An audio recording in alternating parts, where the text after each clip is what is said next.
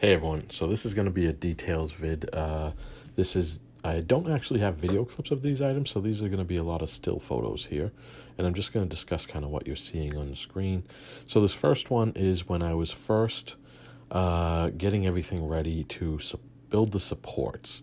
And what I had is this temporary cribbing here to hold up the Batwing and fit into that slot underneath the Batwing.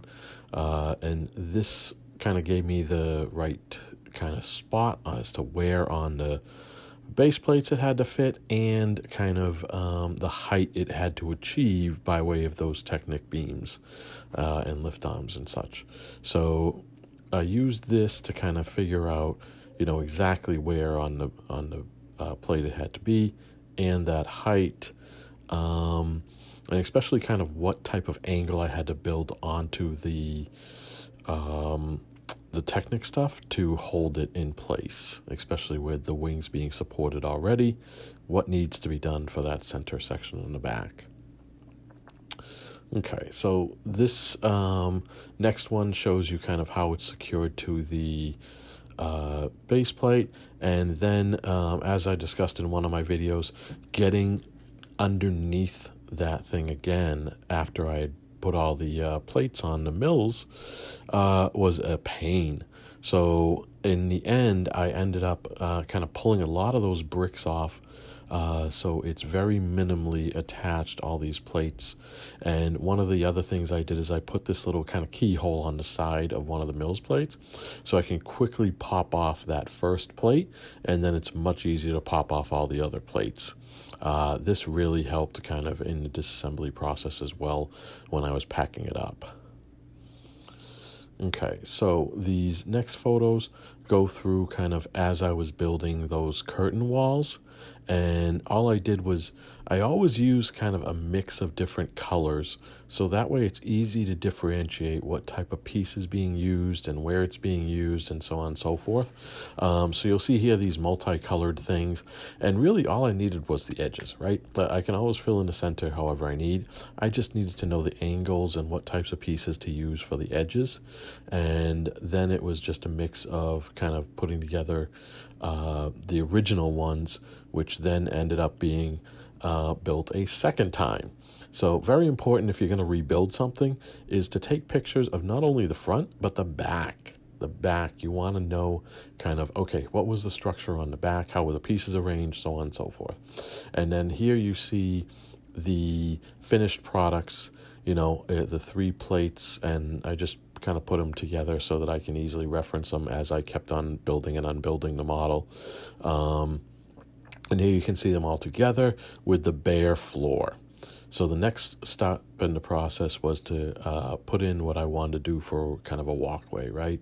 And this one went through a lot of iterations. As you can see here, it had this separate kind of side thing coming off, and then it started to hang over the edge of the 48 by 48s, and I was like, do I really want to do that? And eventually we came to a final kind of arrangement, and here you can see it was too close to the curtains there, those side pieces, so ended up kind of making lots of changes. And it's best to do like that dry fit like you see here, and then once you kind of get that dry fit correctly, again, take lots of photos so you know the arrangement, and then you can start to really build the way you want to, so that kind of, okay, this is how I arrange the floor, and this is how I want to continue to arrange the floor. So here's a finished product showing the full floating walkway and what we ended up with, along with kind of egress stairs along the way, different things. These next sets of photos are taken to showcase the different railing types that I went through. So a bare, just the yellow kind of handrail, then with a black plate underneath it. Let's see how that looks. And then just the yellow neon, round studs on the bare plate, and then the black on top. And then what we ended up with, of course, is the black plate, then the neon, then the black handrail type of piece. And then I, also had experimented with a double thing. Is it enough to show the double neon yellow, plates there, or is one layer enough? And I ended up going with the one layer because, as I saw in this pic, it just kind of drew too much attention to itself. I just wanted to do it as if, it's like lighting along the walkway. So that came out pretty good, but you can see different iterations of it. And here we're going through kind of the tiles on the floor, right? So I had pre-placed certain jumper plates and stuff, jumper tiles on the floor so that I could place my containers and other things. So it's good to do that before you start tiling the whole floor. And so here you can see where I ran into, obviously, the issue about, do I use all 1x tiles to cover the whole entire floor? And that's when I flipped to doing some of it with these 4x6 tiles as well as the 4x4 tiles with the studs along certain sides, and just kind of laying them out dry again before pressing them all down to see what's the best fit. Where do they, that's where I'm not hanging off the edge on one of the sides or something like that. And thankfully with 48, the 4 and the 6, work very well mathematically. Here, this is the weapons wall.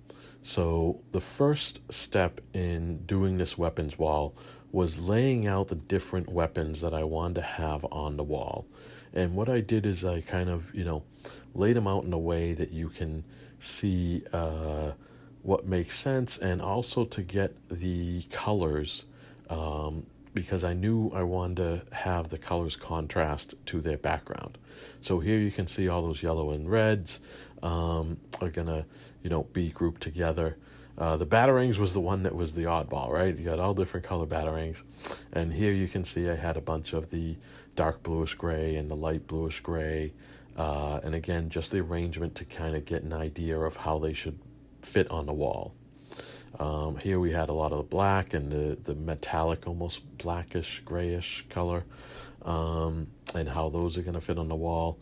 Then what I did is kind of place out what type of clip or holder or something like that is going to be supporting that particular piece on the wall. And so I have all the clips arranged and all the things arranged. And as I started building it, I ended up replacing some of these. So maybe it was a horizontal clip, and eventually it turned into actually one of those 1x1 bricks with the hole. And then you can insert one of the little handlebar type of things to hold it instead. And then I also laid out kind of what color brick was going to be associated with each section. So here you see the yellow bricks with all the dark bluish gray and light bluish gray pieces. Also kind of the hinge plates on the bottom. I had to remember to build those in. And here you see kind of light bluish gray with all the black and metallic gray pieces. And just kind of then positioning them on a dummy type of the wall, right? Because it's tough to kind of build the whole wall and try to incorporate them at the same time. It's just much easier to kind of create a dummy wall and position the pieces and the clips and everything, so when you start to actually build the actual wall, how much space you need. So for example, if you look at the camera, right, it ended up I had to switch the thing because I had that I had that slope on the bottom of the wall, and the camera interfered with that. So I actually just flipped the camera upside down on the final product. And then also you just want to get those clips in the right spots and at the right heights. So you see there's some where there's a total 2 bricks apart, and you can see others where there's different plates in between it and stuff. So it helps kind of get that spacing, and then it makes the final build much easier. And as you can see here, I did that with each different section so that I knew the spacing, and I experimented with those batarangs as to whether I wanted to kind of have them offset each other or just a straight line. I ended up going with the straight line because of the spacing. And as we can see here, this is the final product. These next set of photos are when I had all the 2x2s on the backer wall to kind of get an idea of what will the public be seeing? So what I did is I started with just putting all the 2x2s on. Then I took this series of photos to show, like, hey, if you're walking along the railing, of the stanchions, and you're looking over and looking at the display, what are you actually going to see in that background on the floor, and so on and so forth. So this gives a good overview of those pictures to kind of show, okay, here's what I really need to focus on for detail and stuff. And that helped kind of do the build. Those last couple of pictures is the final, this was a cover to cover over like the sides of those end pieces, because they had like white bricks and yellow bricks and all different colored bricks on the edges, as well as that Technic structure. So this here, it was a very simple black cover to cover over those Technic structures, as well as those different colored bricks. And I think it goes well because the tablecloth itself will be black, and it doesn't really detract from the rest of the MOC. And then here we have pictures of packing up, which I take a lot of pictures, especially with the arrangement of the plates and those Technic structures. I really wanted to get the easiest way to kind of put those together so I can arrange them on the table and then instantly put them straight on the platform once I get those Technic structures in place. Here we are packing up the box, and you can see everything looks pretty neatly and packs pretty neatly. We have a lot of things in Ziploc bags. So I have some of those big 2-gallon Ziploc bags, as well as the 1 gallon and such. And I try to kind of put like things together that are related to each other. So for example, the walkway and stuff. And as you can see in this bag on the right, the walkway bars actually folded down. So it made that even more compact to pack away. And again, you see more labels for the different other bags that are in that box. Here we got more bags going in, so I try to kind of, again, group all the like things together so they're easy to remove and assemble once I get to the show. So that was the complete set. Oh, and of course, here's the cinnamon buns from that one episode where my alarm, the microwave alarm, microwave alarm for the oven, started going off. Aren't they delicious?